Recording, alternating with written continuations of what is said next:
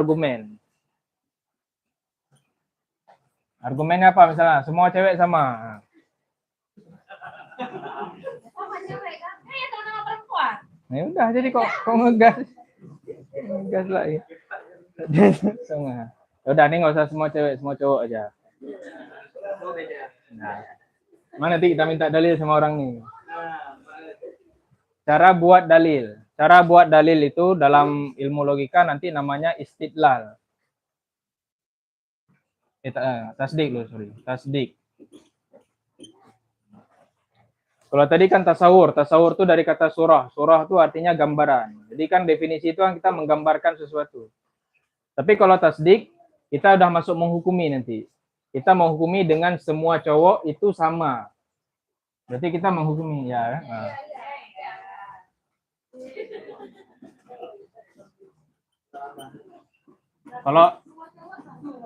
Kalau misalnya cowok tuh itu masuk ke sini apa ke sini? Cowok. Ketika dibilang cowok tuh berarti apa dia masuk? Definisi kan? Dia masuk ke definisi. Tapi kalau udah kita hukumi semua cowok itu suka bohong. Ya, betul. Langsung ya. Nah, di sini udah ada dua hal sini. Semua cowok sama suka bohong. Udah ada dua hal. Udah ada dua tasawur di situ. Kita menghukumi semua cowok dengan suka bohong. Terus nanti di sini kita cari dalilnya apa? Nah, apa dalilnya? Tanya. Tasawur dulu baru tasdik ya. Ini berarti udah dua tasawur nih. Cowok sama suka bohong. Cowok ada definisinya, bohong ada definisinya. Nah, besok kita hukumi kan? Ketika kita udah hukumi, nanti orang tanya dalilnya apa tuh? Semua cowok suka bohong. Itu dipelajari di mana? Di sini nanti. Cara buat dalil. Nah, kita buat contoh satu dalilnya. Kasihlah dalilnya.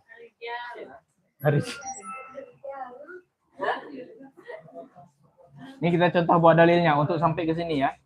Semua cowok itu suka bohong.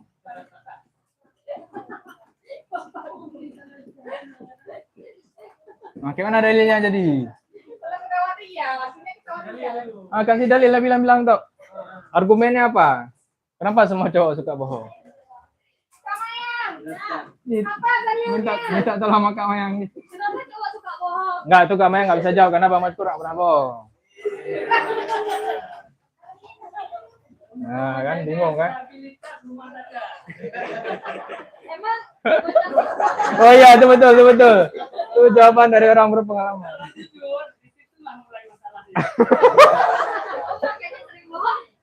Iyalah, biar menyelamatkan rumah tangga. karena juga ada bermasalah, makanya harus tidur tengok.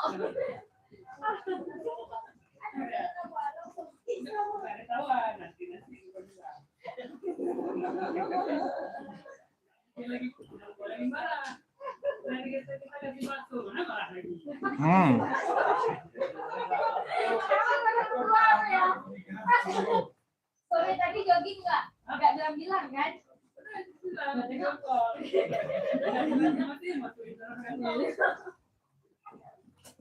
Oke, kita pakai contoh orang berpengalaman. Nah, dalilnya adalah kenapa semua cowok itu suka bohong? Karena semua cowok suka menyelamatkan rumah tangganya. Misalnya, oke. Apa yang belum, Ji?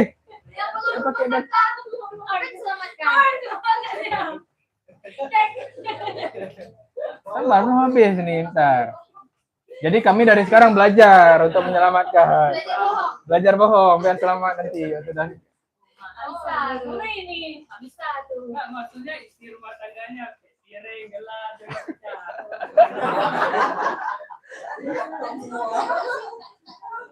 Yang belum rumah tangga gimana? yang belum. Ya, Kami latihan. Oh, berarti kami latihan lempar ini. Ya, makanya.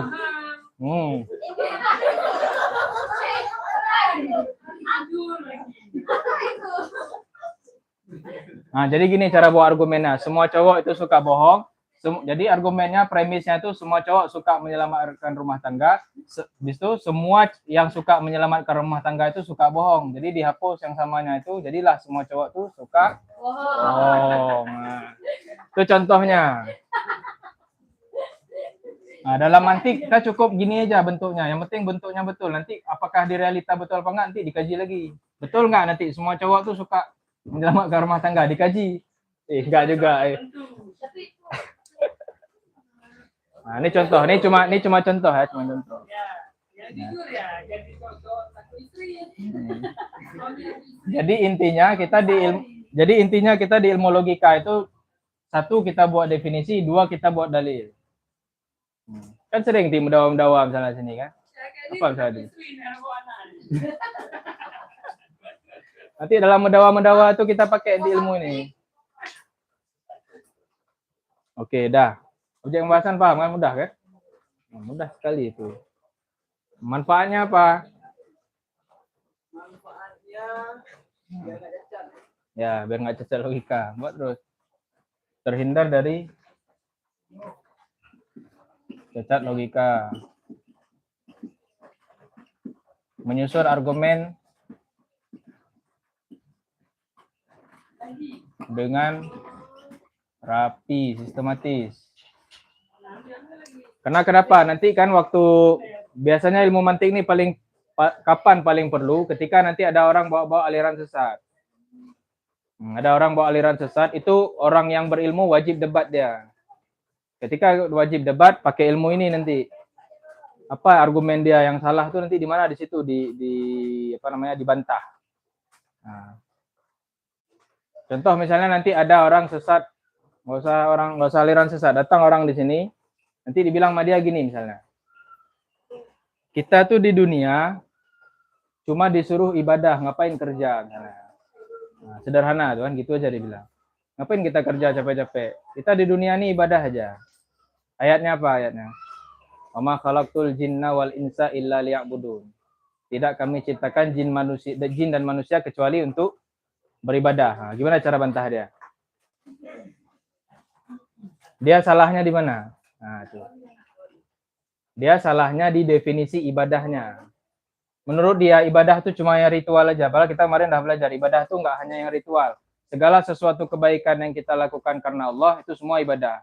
Termasuk kerja, termasuk cari nafkah.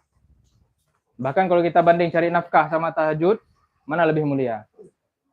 Cari nafkah tetap karena hukumnya wajib. Nah, kalau tahajud sunnah. Nah, itu. Itu sesimpel itu aja padahal. Nah, jadi kita tahu cara bantahnya. Kita lihat sisi kelemahan argumen dia. Nah, banyak kali, apa lagi misalnya yang sesat-sesat. Hah?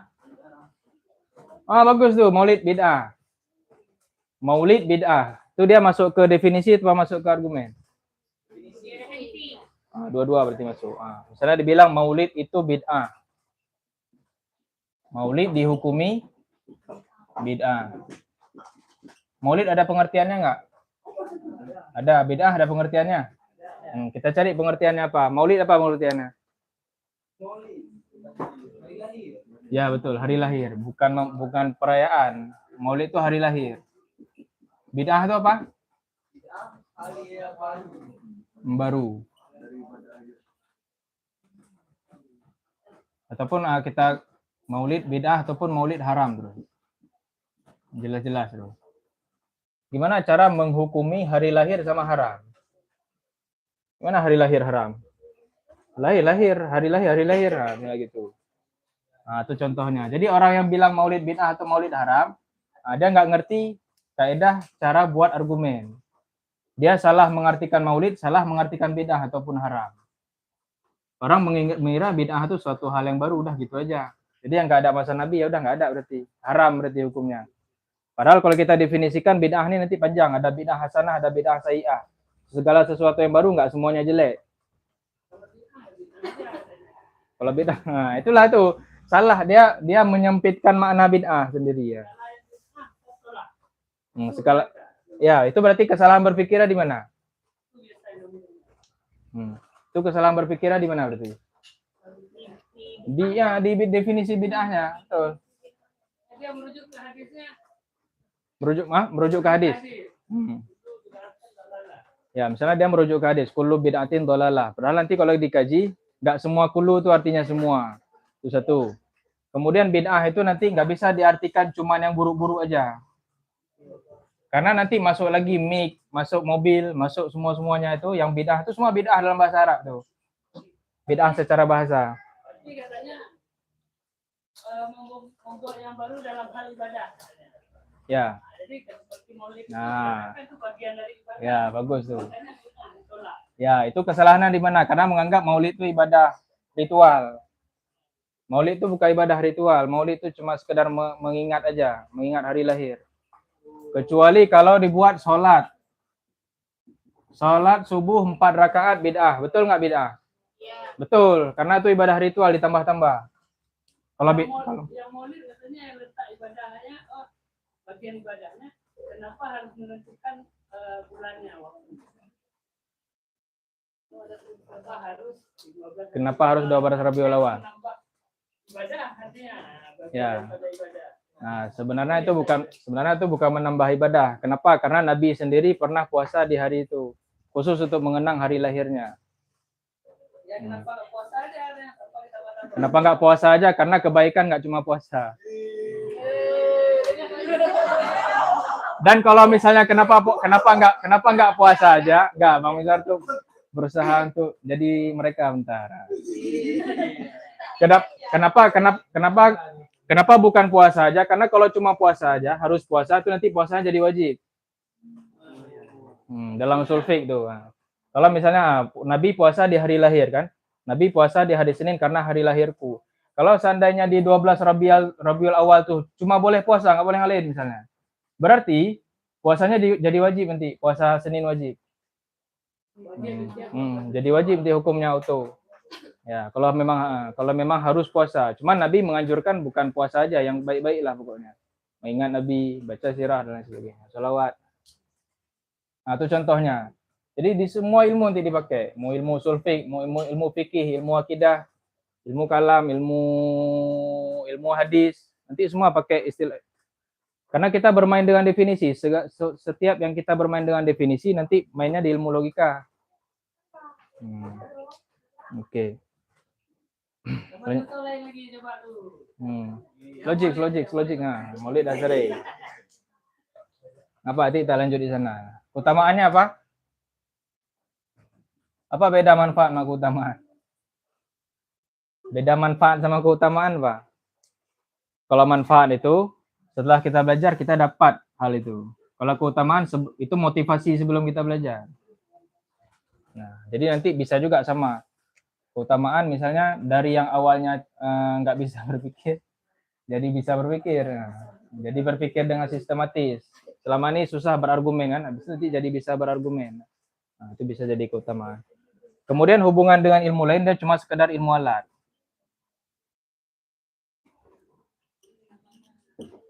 Untuk semua ilmu. Ilmu apa? Bahasa Arab misalnya. Bahasa Arab perlu juga di sini. Misalnya di ilmu bahasa Arab kan, kalian mau mendefinisikan apa di ilmu nahwu misalnya? Isim fa'il. Isim fa'il cukup bilang isim marfu' tok. Nggak cukup, nanti masuk yang isim-isim lain nanti. Nah, itu. Jadi nanti di semua ilmu pakai ada ilmu alat. Oke. Masalah contoh batu nisan tidak pakai, bisa.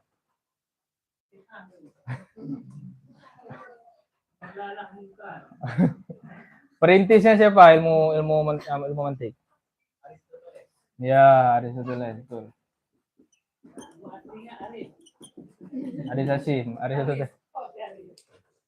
Aristoteles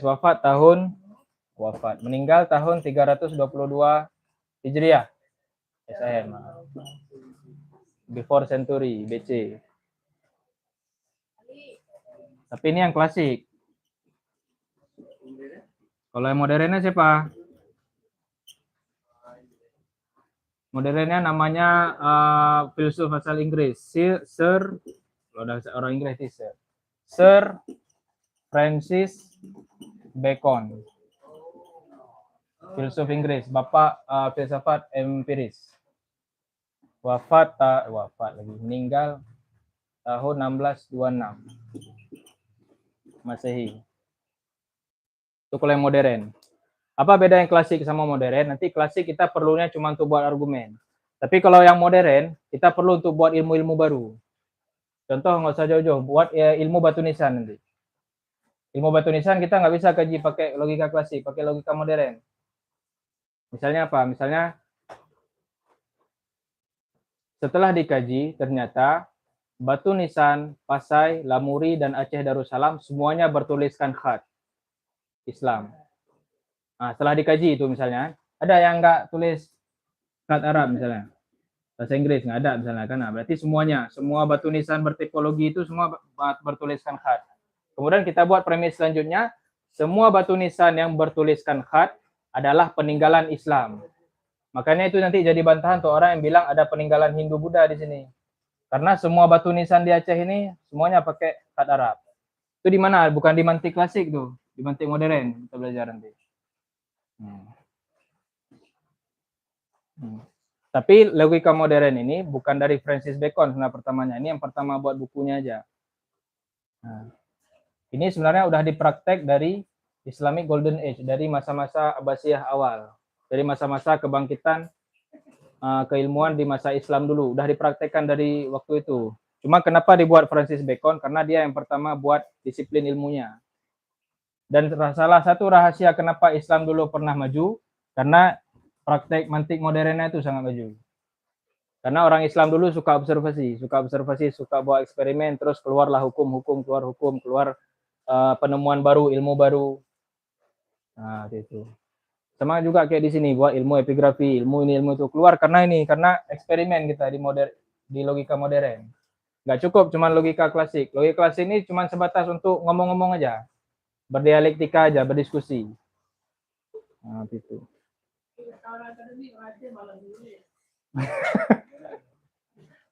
Nah, itulah tuh harus di observasi itu. Di mana kitab bukunya namanya Organon. Organon tuh alat berpikir artinya. Kalau bahasa organon itu bahasa Latin. Alat pikir. Nah, kenapa kalau Sir Francis Bacon judul bukunya itu Novum Organum.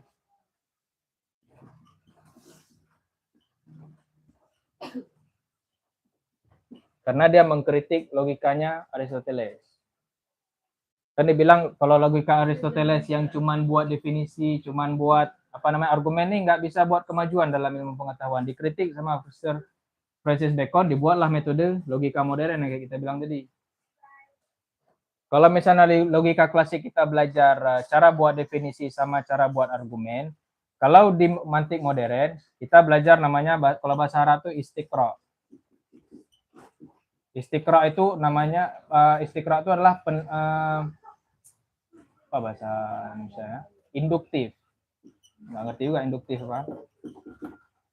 Induktif itu maksudnya eksperimen.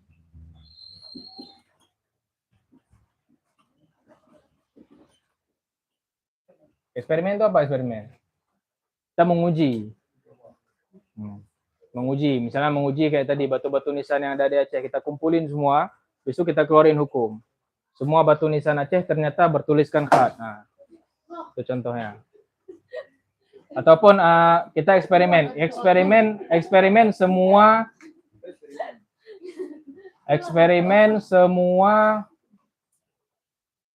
telur gulung yang ada di Banda Aceh. Nah, itu masuk juga ke sini. Mantik modern eksperimen. Gimana eksperimen telur gulung semua di Aceh? Banyak deh eksperimen. Eksperimen misalnya harganya. Setelah dicek semua harga telur gulung di Banda Aceh ini nggak lebih dari 2.000. Nah, itu udah masuk ke sini. Nah, eksperimen. Emang ngapain eksperimen? Telur gulung. Itu ya misalnya sering-sering buat penelitian lapangan, itu sebenarnya praktek ini itu semua. Makanya harus belajar ini dulu untuk buat skripsi lapangan. Nanti kan disurvei semua orang tuh kan, survei. Ternyata setelah disurvei semua orang nggak suka dengan adanya apa misalnya? Hah? Telur gulung, nah, boleh. Survei telur gulung, minat telur gulung mahasiswa di Banda Aceh misalnya. Setelah disurvei semuanya nggak banyak orang, dari 10 orang yang suka telur gulung cuma 2 orang. Buat persenannya. Nah, itu masuk di sini matematik modern. Bukan di logika klasik. Nama lainnya apa? Nama lain?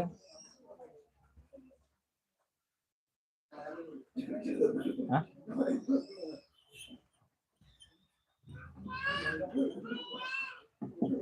Mahakun nazar bahasa Arabnya. Ilmu mantik tadi kan? Mahakun nazar. Mahakun nazar itu nama kitabnya Imam Ghazali.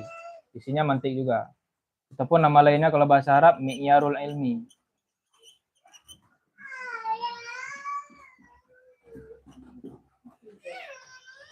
Bahasa Inggrisnya apa? The Gist of Logic. Bahasa Inggris ya. So, dan nama-nama lainnya. Ataupun nama lain lagi Logical Fallacies.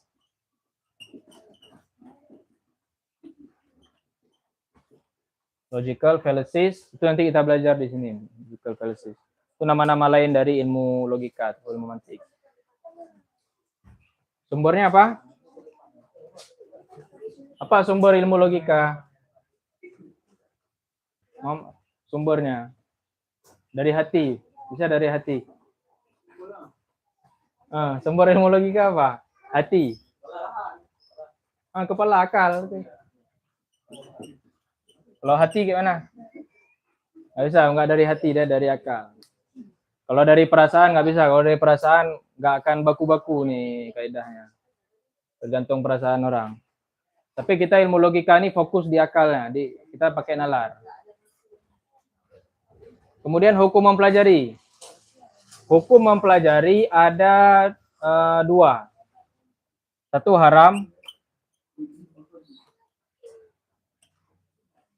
haram. Kedua fardu kifayah. Ya, haram. Kenapa haram? Yang bilang haram itu ada 2 orang ulama yang terkenal, Ibnu Shalah wan Nawawi harrama wa qala qaumu yang bagi ayat nama. Ibnu Shalah sama Imam Nawawi. Imam Nawawi yang kita belajar hadis arba'in. Itu mufti fatwa mujtahid besar dalam mazhab Syafi'i mengatakan belajar ilmu logika itu haram. Ada tapi nggak? Ada tapinya. Haram kalau kita belajar ilmu logika untuk suka ngeles. Karena dengan ilmu logika ini kita gampang bisa ngeles. Contohnya argumen ini tadi. Semua cowok. Itu ngeles. Untuk ngeles. Ngelesnya gimana cara ngelesnya? Menyelamatkan rumah tangga. Itu ngeles itu. Mana Bang Uzo ada pergi? Cepat kali pergi kita.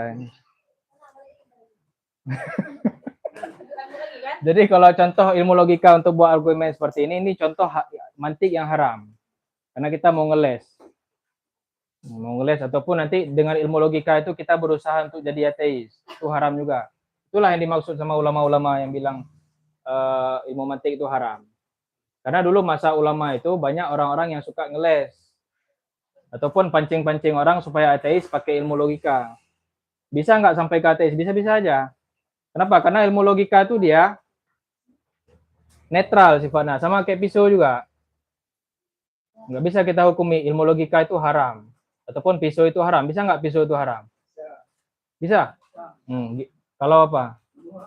Kalau bunuh orang. Pisau itu bisa dipakai bunuh, bisa dipakai untuk potong sayur, misalnya potong ikan. Potong ikan halal, bunuh haram. Jadi alat itu dia netral.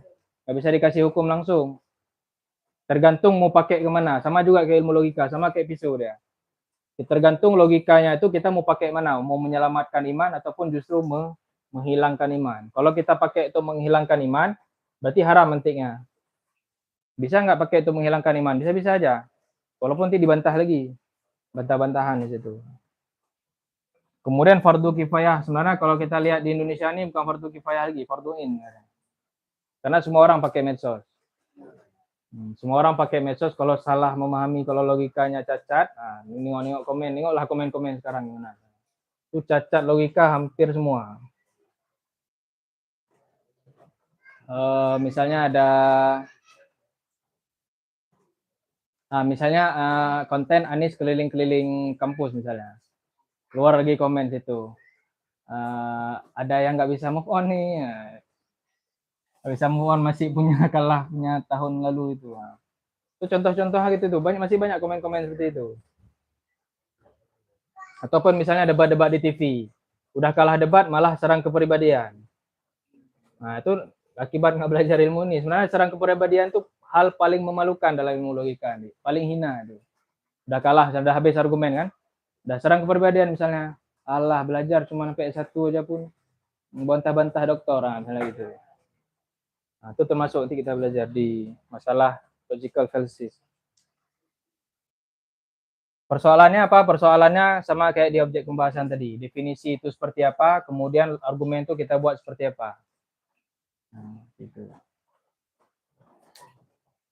Nah, ini cuman sekedar pendahuluan aja. Nanti kita masuk ke materinya ke pertemuan selanjutnya. Habis itu baru kita langsung masuk ke praktek. Ini dah teorinya nih.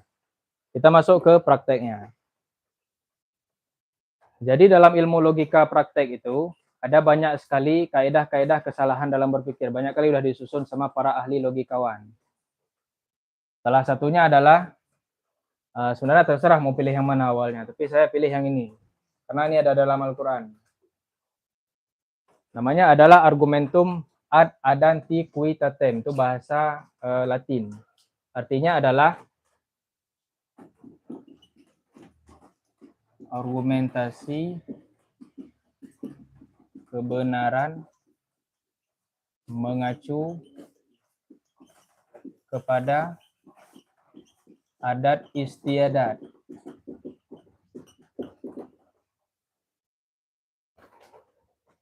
Kenapa mahar harus 20 mayam? Karena adatnya gitu. Nah, itu salah satu kesalahan dalam berpikir juga. Langsung mahar. Langsung marah. Jadi maksud dari argumen ad identitatem ini adalah kita menisbatkan sesuatu kebenaran itu karena udah dilakukan turun-temurun. Kenapa ini betul? Karena dari dulu gitu. Nah, itu sering kan? Misalnya apa lagi yang sering terjadi di masyarakat, misalnya apa? Contoh misalnya di keluarga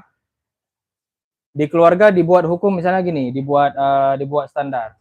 Anak laki-laki harus masuk polisi, perempuan harus jadi ibu rumah tangga.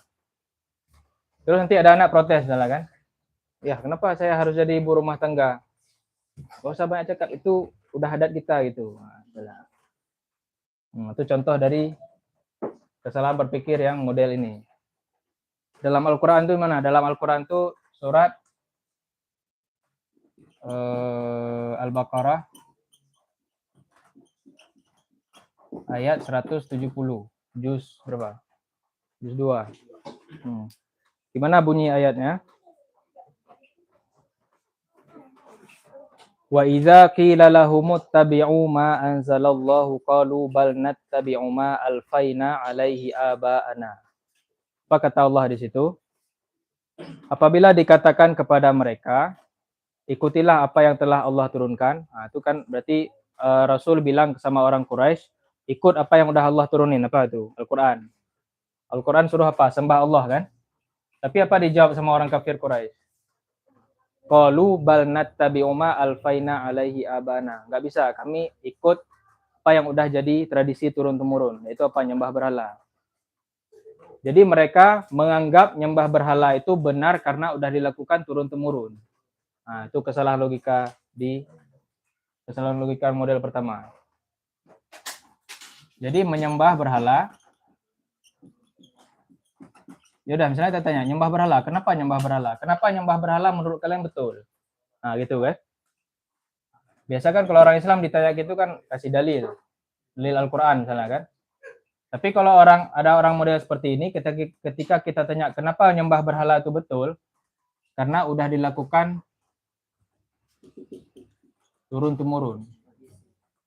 Udah dilakukan turun-temurun atau tradisi. Udah jadi tradisi. Jadi karena udah tradisi berarti udah pasti betul. Nah, itu kesalahan logika model ini ya, udah masuk. Jadi apapun kebenaran, kalau alasannya itu karena turun-temurun, semuanya salah. Semuanya nggak bisa pakai. Kenapa pakai baju batik? Ya karena dari ayah-ayah saya dulu selalu pakai baju batik, nggak bisa. Langsung salah. Kenapa? Karena kita bersandar ke tradisi. Kenapa nggak boleh bersandar kebenaran ke tradisi? Karena tradisi itu sifatnya relatif dia. Bisa betul, bisa enggak. Kenapa tradisi bisa betul, bisa salah? Karena yang buat manusia. Nggak pernah sempurna tradisi itu. Tradisi itu ada kenapa? Supaya untuk kebiasaan, supaya menyelamatkan istilahnya maslahat manusia secara luas. Tapi mau sebagus gimana pun, nggak pernah ada tradisi yang sempurna. Coba kasih tradisi yang sempurna. Apa? Tradisi itu? Kebutuhan. Ya betul, tradisi itu memang kebutuhan. Tapi dia bisa betul, bisa enggak. Enggak selalu. Ketika nanti misalnya menyembah berhala kayak tadi. Kita anggap misalnya risalah belum turun kan. Orang nyembah berhala. Bisa jadi betul itu. Karena ada yang disembah misalnya. Tapi udah turun risalah dari Allah langsung. Jadi tradisinya jadi salah. Salah tradisi itu karena nggak ikut zaman. Jadilah yang betul itu adalah nyembah Allah misalnya. Contoh lagi, ini contoh misalnya. Tradisi contoh yang dulu relevan sekarang nggak relevan lagi. Misalnya apa? Tolak bala. Oke lah, jangan tradisi lah. Contoh aja misalnya ini sholat. Kita ambil contoh syariat aja. Dulu sholat sebelum masa Nabi Muhammad itu banyak-banyak kali. 50, 40, 50 waktu dulu. Nah, ketika dia nggak relevan lagi, kalau misalnya seandainya ada orang yang sekarang masih sholat 50 waktu, itu betul apa enggak? Salah, kenapa? Karena dia ikut tradisi, dia nggak ikut syariatnya. Syariatnya sholat 5 waktu. Dan kenapa kita ikut Al-Quran dan Sunnah? Karena memang itu sumber kebenarannya. Karena terdapat dalam Al-Quran dan Sunnah. Kenapa Al-Quran dan Sunnah? Karena itu sumber dari Tuhan langsung. Nah, bukan dari manusia. Contoh pertama tadi dia soal Al-Quran. Contoh kedua kayak tadi, keluarga.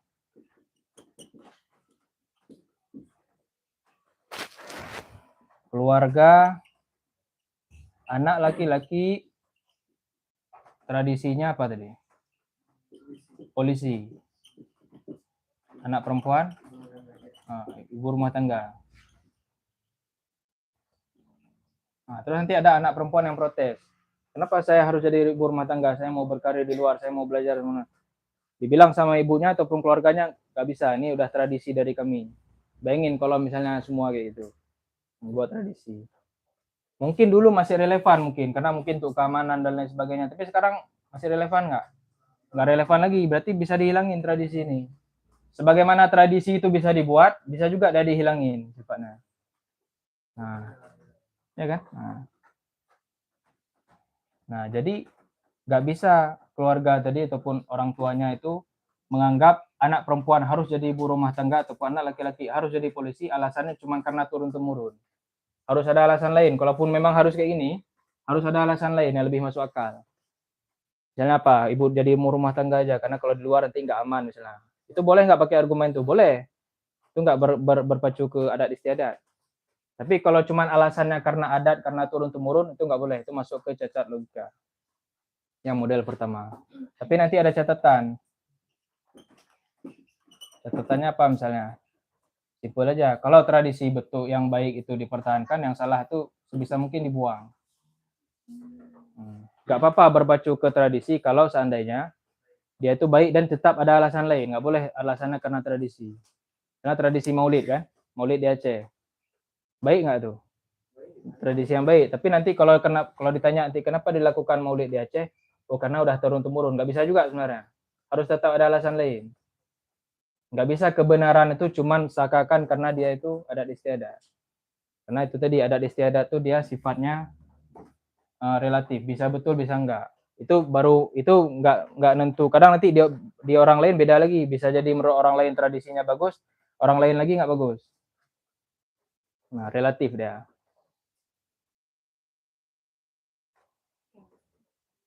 Kita pakai contoh apa lagi yang paling panas, misalnya masalah mahar. Nah, ini saya disclaimer dulu. Mahar ini bukan saya pelit. Masalah mahar antara adat istiadat sama syariat. Contoh ya, ini contoh aja. Adat. adat Aceh ya. Mahar kalau di syariat dia itu murni harta yang diberikan dari calon suami ke calon istri secara cuma-cuma, secara rela. Nah, kemudian dia spesifikasinya gimana kalau mahar dalam syariat? Betul ya. Spesifikasinya kalau di Islam cuma 2. Nabi pun nggak ada spesifik harus segini nggak ada. Tapi Nabi cuma kasih kasih bocoran. Kasih clue untuk mahar ini 2. Pertama, laki-laki sanggup.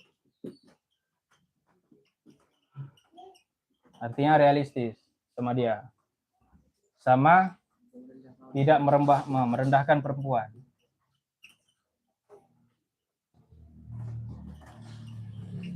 Oke, ini kita praktek mahar secara syariat aja dulu, nggak usah lihat secara adat.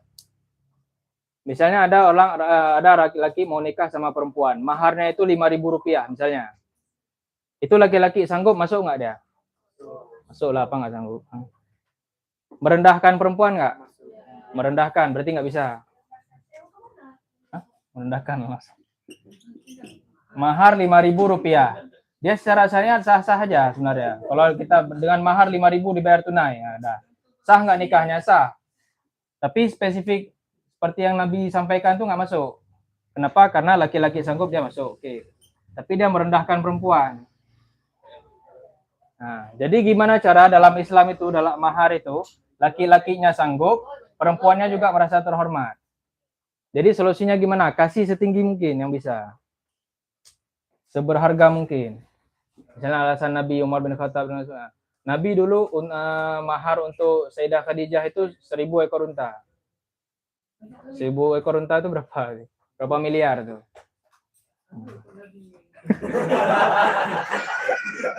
Gitu lah, diketahui. Nah. Kemudian Umar bin Khattab ketika menikah dengan anaknya Ali bin Abi Thalib, maharnya berapa? 1.000 dirham. 1.000 dirham itu sekitar 100 juta lebih. Nah, walaupun para sahabat-sahabat Nabi itu sebenarnya orang-orang yang sederhana, tapi ketika udah urusan mahar tuh setinggi mungkin dikasih. Tapi Nabi tetap nggak kasih standar, mahar tuh harus 1.000 dinar, nggak ada dalil gitu. Pokoknya clue-nya itu laki-laki sanggup, perempuannya juga tidak merasa direndahkan. Berarti dia relatif antara semua orang. Makanya kalau dalam Islam dicari pasangan yang sekufu, disuruh cari untuk yang bisa hidup dengan uang kita. Jangan.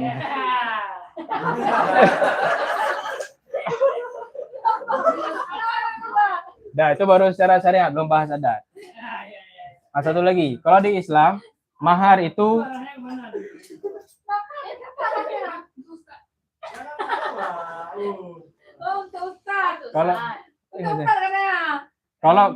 kalau di Islam, mahar itu murni kepemilikannya punya istri, nggak boleh ada kepemilikan orang lain. Mau itu ayahnya, mau itu mamanya, nggak boleh. Memang harus murni punya dia. Kalau misalnya mahar 20 mayang punya dia. Kalau yang saya dengar-dengar di adat Aceh, dengar-dengar, dah betul nah enggak, Allah alam, nanti dikoreksi kalau salah. Kalau di Aceh, maharnya itu nggak murni semua untuk perempuan. Ya kan? Dan untuk keluarga. Nah, itu udah satu poin aja. Karena adat di Aceh.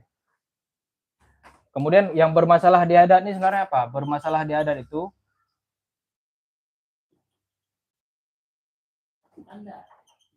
standarisasi ini salah apa enggak? Enggak salah sebenarnya. Kenapa? Karena ini udah ada standarisasinya. Yang salah itu standarisasi spesifik. Harus di atas 100 juta, contoh misalnya pakai uang. Harus di atas 100 juta. Itu yang sebenarnya sedikit bertentangan dengan syariat. Kenapa? Karena itu udah hampir sama dengan masa jahiliyah dulu. Ini agak keras. Kenapa? Karena masa jahiliyah dulu nikah tuh kayak jual beli dia. Nih perempuan ini harga segini, perempuan ini harga segini, perempuan ini harganya segini. Maharnya itu dikasih untuk walinya, bukan untuk perempuannya. Nah, enggak mirip-mirip kali, cuman ada sedikit mengarah ke situ. Perempuan, misalnya perempuan Aceh yang pendidikan sampai S3 itu berarti mahalnya lebih tinggi. Yang di bawah itu berarti di bawah lagi ya. Jadi semacam ada pasarnya dia. Nah, itulah yang membuat mahar itu sedikit bergeser dari tujuan syariat. Ketika mahar itu udah mahal, menjadikan syariat yang awalnya itu mensyariatkan nikah jadi sulit, sehingga ketika menikah sulit orang melari ke zina. Yang dia itu haram, haramnya jadi mudah. Jadi pembalikan paradigma di situ. Yang dalam syariat awalnya yang halal itu mudah-mudah dan mudah, yang haram-haram itu sulit. Tapi gara-gara tradisi seperti ini terbalik, nikah yang halal itu jadi susah, yang zina itu malah jadi murah. Maka orang lari ke zina. Nah, karena terjadi pergeseran paradigma seperti ini, maka apa yang harus kita lakukan dengan adat ini? Apakah dihilangin?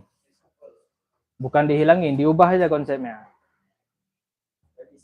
Direvisi aja, ngapain harus direvisi. Jadi standarisasi ini yang spesifik ini yang harus bukan dihilangin sebenarnya, dikaji ulang. Dilihat lagi pendapatan orang Aceh ini minimumnya berapa, harus realistis. Kalau memang ada orang yang sanggup lumayan, udah silakan, biar aja. Memang dia sanggup segitu.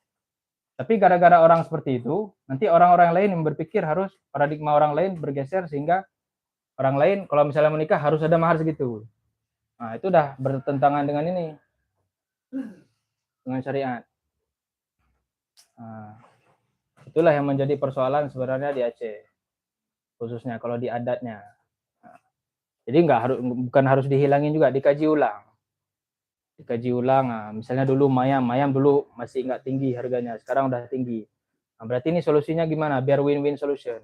Nah, makanya kalau di agama itu banyak win-win solutionnya. Tapi kalau ada nih kadang-kadang karena yang buat tuh manusia, nanti kadang-kadang lebih menguntungkan sebelah ini, makanya kita perlu agama. Udah main ego, udah main gengsi-gengsian, udah main ajang-ajang pamer-pamer mahar nanti. Padahal dalam Islam tuh mahar tuh bukan patokan langgeng dan nggak langgengnya pernikahan juga ke depan nanti. Masalah langgeng nggak langgengnya tuh kembali ke sifat orangnya. Kalau emang orang kasih 40 mayam sifatnya udah nggak beres, tetap hancur juga. Nah, itu tuh mau bilang. Jadi itulah berkaitan dengan masalah mahar misalnya di Aceh, misalnya kita praktek kaidah ini ya. Adat ini. Jadi adat ini nggak bisa jadi kebenaran mutlak ya. Kalau memang ada yang bermasalah harus dikaji ulang. Yang baik dibiarkan, yang buruk kalau bisa direvisi ataupun dikaji ulang. Oke, udah selesai masalah malam ini. Ada pertanyaan? Ya. Agama mengikuti logika atau logika mengikuti agama? Dalam aliran apa? Aliran sunnah. Agama ikut. Logika ikut agama. Nanti ada aliran yang agama ikut logika. Itu aliran apa? Nah, Mu'tazilah. Maksudnya gini, ketika nanti ada teks-teks di Al-Quran yang nggak sesuai sama akal ataupun teks-teks hadis, contohnya apa? Contohnya Siratal Mustaqim yang tipis mau diseberangi untuk masuk surga misalnya kan? Nah, itu kan nggak masuk akal, orang di dunia kan nggak masuk akal orang bisa lewat jembatan setipis itu. Nah, nggak dipakai dalil itu, langsung ditakwil, langsung diganti maknanya. Berarti bisa kita bilang sebenarnya logika ini nggak ada batasnya dengan adanya agama.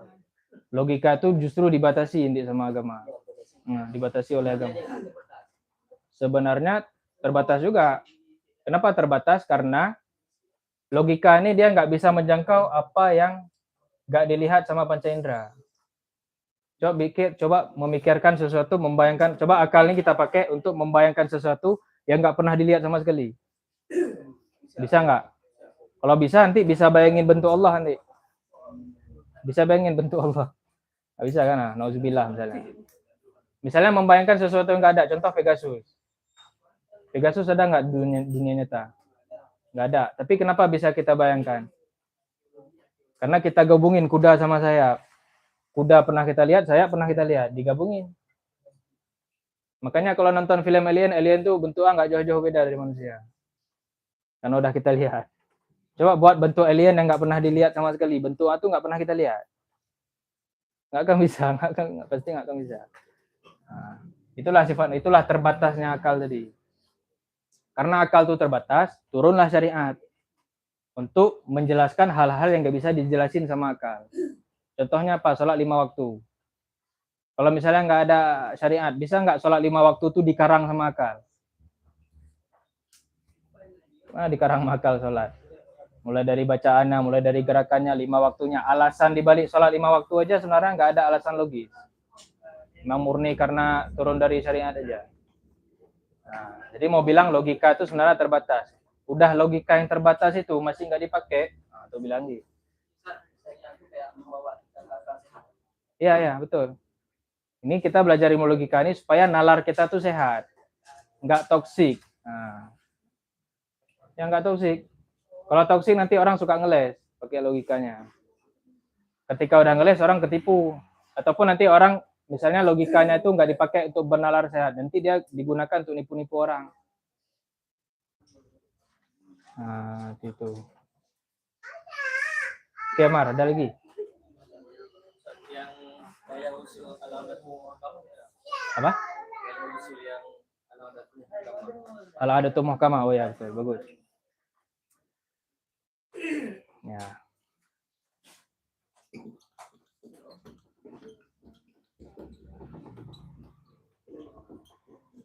Oke, masalah adat tadi ya. Jadi dari 5 kaidah, apa baca kaidahnya? Al-umuru bimaqasidiha. Kedua, al-yaqinu la yazalu bisyak. 3. ini keempat. Keempat ingat al-adatul muhkamah. Kita langsung keempat ya. Jadi dalam fikih Syafi'i, ataupun dalam kaidah fikih ada satu kaidah besar itu namanya bunyinya itu al-adatu muhkamah. Adat bisa jadi hukum. Nah, ini gimana? Bertentangan nggak sama ini? Bisa jadi ya? Hah? Bisa jadi kan? Bisa, bukan bisa jadi mungkin. Bisa menjadi sumber hukum. Bisa menjadi, bukan bisa jadi. Para ulama menjelaskan adat yang dimaksud di sini adalah adat-adat ukuran. Misalnya gini contoh. Di syariat ada nggak standar beras bagus sama beras nggak bagus? Ada. Ada? Nggak ada. Jadi gimana cara kita tahu beras bagus sama beras nggak bagus? Lihat di adat masyarakatnya. Nah, gitu. Sama misalnya ukuran-ukuran. Ukuran misalnya jauh bagi orang Indo itu sebenarnya. Adat-adat seperti itu, bukan adat yang kayak gitu sih. Ataupun bukan adat yang kayak di keluarga tadi, enggak. Tapi adat-adat ukuran yang enggak dijelasin di syariat. Ukuran misalnya buah semangka bagus nggak bagus, itu kan nggak ada di Al-Quran. Nah, kita lihat di adatnya menurut masyarakat gimana, apalagi durian misalnya. Durian bagus sama nggak bagus, ada di Al-Quran? Kan nggak ada kan? Nah, itu lihat di adat masyarakatnya berarti. Tanya sama orang jual, gimana biasanya disebut durian nggak bagus tuh gimana? Itulah adat yang dimaksud. Kalau adat seperti ini bisa, dan ini adat yang baik sebenarnya, membantu syariat ya. Nah, gitu. Ukuran biasanya para ulama pakai untuk ukuran. Misalnya di hadis kan nggak ada yang pakai kilogram kan? Misalnya zakat makanan pokok berapa? 1,5 sak satu orang, ya kan? 1,5 sak. Sak itu gimana mau kita pakai ke perhitungan modern? Kita konversi ke kilogram. Kilogramnya 3 kilo. Makanya zakat fitrah 3 kilo. 3 kilo makanan pokok. Itu sama dengan 1,5 sak. Nah, itulah adat yang maksud itu seperti itu. Berarti adatnya adalah 1,5 sak sama dengan 3 kilogram. Berarti boleh zakat beras sebesar 3 kilogram menggantikan makanan pokok yang 1,5 sak. Nah, itu yang maksud adat bisa menjadi hukum. Sumber hukum. Ada juga nanti kalau di usul fiqh, belajar usul fiqh, ada namanya nanti al-uruf. Al-uruf itu dipakai kalau nggak salah di mazhab Hanafi. Jadi kan 4 mazhab itu kan pakai sumber hukum Al-Quran, Sunnah, Ijma', Qiyas. Nanti ada lagi setelah itu, ada nama istihsan, ada nanti uruf. Yang pakai uruf itu mazhab Hanafi. Jadi adat istiadat itu bisa nanti jadi hukum kalau misalnya nggak ada di Al-Quran, Sunnah, Ijma', Qiyas, istihsan. Baru nanti uruf. Itu di mazhab Hanafi tapi bukan mazhab itu. Contoh. Contoh tradisi Maulid. Selama memang dia tradisinya itu uruf tadi, selama dia tradisinya itu baik bukan baik. Selama dia nggak bertentangan sama syariat bisa dipakai sebagai sumber hukum. nggak bertentangan ya, nggak bertentangan tadi cerita. Tapi kalau udah mengganggu syariat, udah mengganggu maqasid syariah istilahnya, maqasid syariah ada berapa? 5. Misalnya gara-gara ditinggikan misalnya gara-gara ditinggikan mahar tadi membuat orang jadi susah untuk menikah, gara-gara susah menikah itu orang pilih zina, berarti itu udah mengganggu syariat adatnya. Harus direvisi. Nanti disalahin lagi, memang dia yang lemah iman. Dia lemah iman dan malas berusaha. Ah, bilang malas berusaha kan? Nah, Pembelaan. ya betul. Padahal mah faktanya hampir 8 juta. Masalahnya rezeki orang kan beda-beda, nggak bisa sama semua. Orang kaya semua. Masalah maulid, Ustaz. Ya. Masalah maulid kan ada mungkin yang nggak setuju dengan pendapat yang maulid. Itu ada pernah kami dengar alasan dan mungkin masuk akal dalam kami karena apa namanya mereka telat sholat. Ya. Maulid telat sholat. Gimana, Pak? Oke. Menarik. Berarti maulid haram gara-gara Telat sholat. telat sholat. Yang salah orangnya apa maulidnya? Orangnya. Telat sholat, ataupun nggak usah telat sholat, itu jarang nyambung. Orang joget-joget yang udah sampai udah sakau, itu yang salah caranya atau maulidnya? Berarti yang harus direvisi? Nah, udah, itu aja. Berarti kalau orangnya belum beres, buat maulid. Dia betulin orang dulu, baru buat maulid.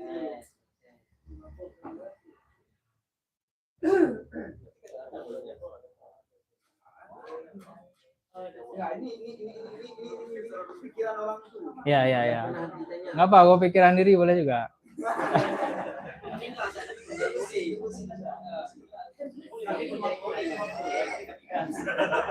Coba ulang argumennya. Argumennya, kalau dia apa? Kalau memang gimana? Kalau memang maulid itu, kalau memang orang-orangnya udah, nanti. Kenapa nggak dibetulin dulu orangnya, baru dibuat maulidnya? Ya dibetulin dulu orangnya, salahnya, karena itu kan hal yang pokok. Oke. Itu sama ibaratnya kayak kita ngapain buat universitas jurusan-jurusan lain? Kenapa? Karena akidah sama fikih aja belum beres. Oh iya. Jadi itu kan maulid itu berusaha untuk memperbaiki orang sebenarnya. Dengan maulid itu diceritain lagi sirah Nabi. Gara-gara sirah Nabi itu bisa jadi orang tobat. Nanti kalau alasannya ngapain buat maulid, yang lain aja belum, yang dasar-dasar aja belum beres. Itu sama juga ngapain buat kampus jurusan sastra Arab, jurusan sejarah, sedangkan akidah sama fikihnya belum beres. Belajar itu tambah belajar. Ya betul. Sempurna. Kasih terus argumen namanya.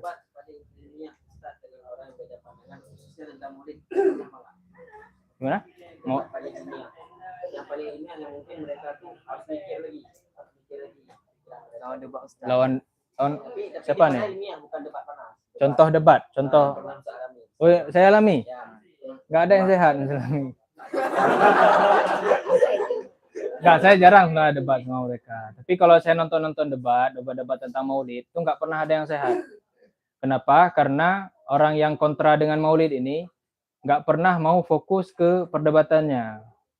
Lari-lari permasalahan. Itulah pakai dalil tadi. Ya kan nanti kan orang telat sholat misalnya. Nanti misalnya itu udah dibantah, dipakai yang lain lagi nanti. Jadi nggak selesai. Dan dalam debat dari awal, debat itu harus ada moderator. Moderator tuh yang memutuskan mana argumen yang misalnya mana yang menang, mana yang kalah.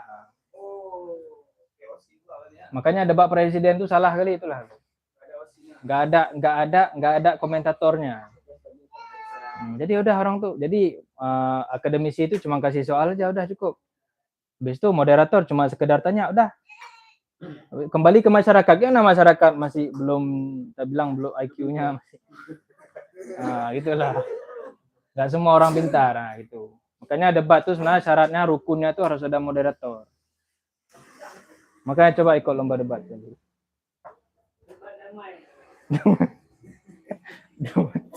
Nah, debat dan dalam misalnya nanti ilmu debat. Jadi nanti di pelajaran ilmu debat yang udah pernah kalian belajar itu isinya ini semua nanti mantik semua.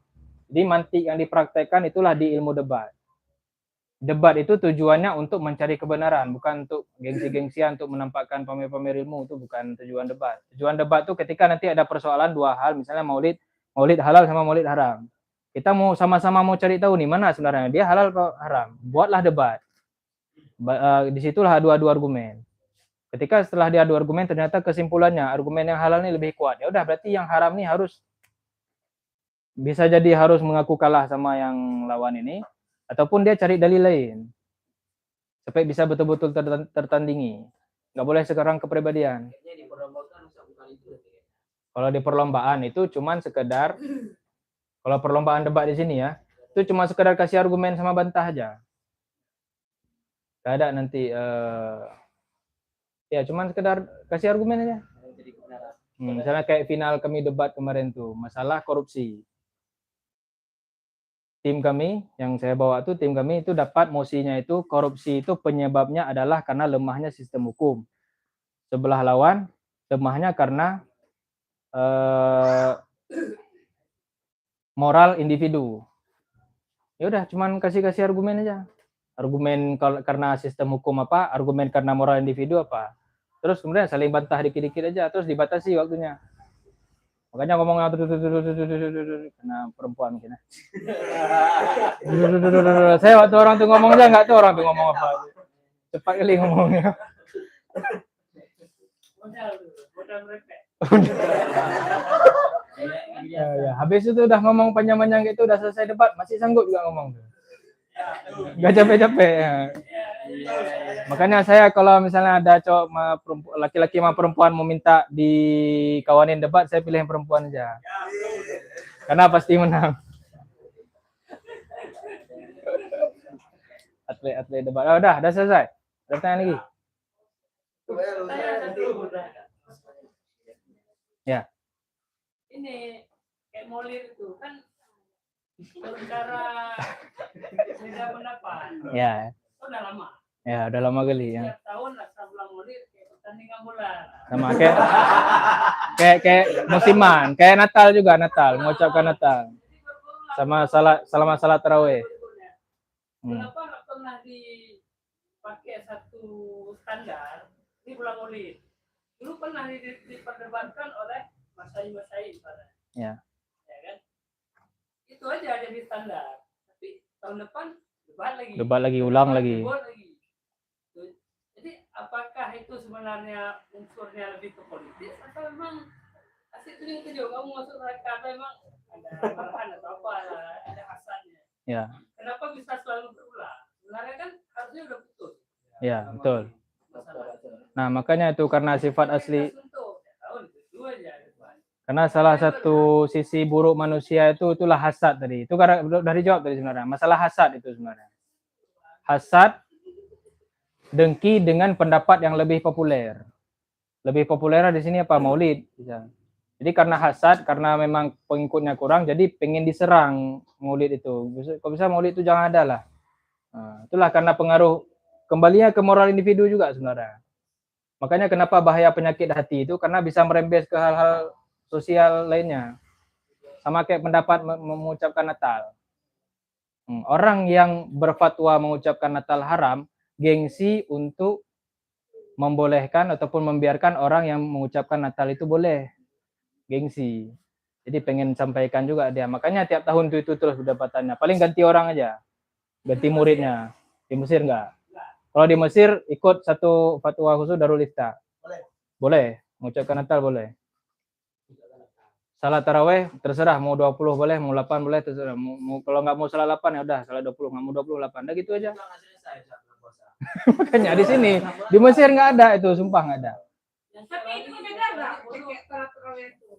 Kalau salat tarawih sebenarnya kalau untuk orang Indonesia tipsnya pilih yang 20 aja, jangan pilih 8. Kenapa? Karena mau 20 mau 8 tetap 1 juz.